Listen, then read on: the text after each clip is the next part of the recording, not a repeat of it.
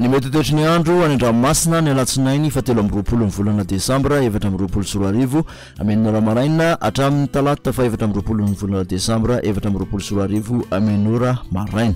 Tsy misy ny filazana manokana mahakasika ny alin-drano.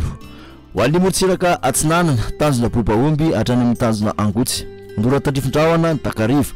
Ho avy atsimo na atsimo atsinanana ny rivotra ka ho 20 ka hatramin'ny 20 kilometatra isan'ora. Andranomasina avy ny onja 2 ka hatramin'ny 2 metatra.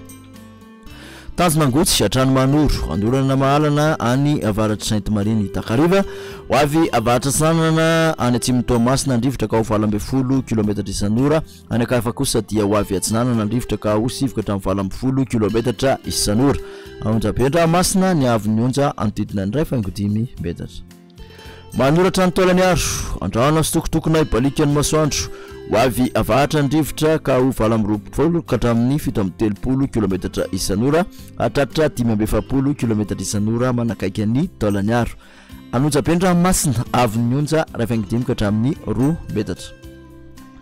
Taolany aro hatrany amin'ny tanjona Vohimena ibalikan'ny masoandro. Ho avy atsinanana ny rivotra ka ho 7 ka hatramin'ny 20 kilometatra isan'ora. Andranomasina avy ny onja 2 ka hatramin'ny 5 metatra. Morontsiraka andrefana tanjona Vohimena hatrany amin'ny tanjona Akaboa andrahona ny sitokotokona ibalikan'ny masoandro. Ho avy andrefana na avaratra andrefana ny rivotra ka ho 7 ka hatramin'ny 20 kilometatra isan'ora. Andranomasina avy ny onja antidina ny 2 metatra. Tanjona Akaboa hatrany amin'ny tanjona Vilanandro andora tandrifin-drahona amin'ny sitokotoko ny andro.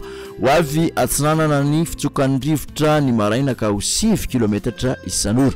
Ho avy andrefana kosa ny tolakandro ka ho 20 kilometatra isan'ora.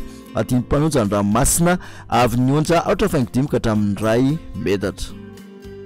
Tanjona Vilanandro hatrany Analalava izy tandrifin-drahona ny maraina. Ho avy atsinanana ny fitsokon'ny rivotra ny maraina ka ho 7 kilometatra isan'ora.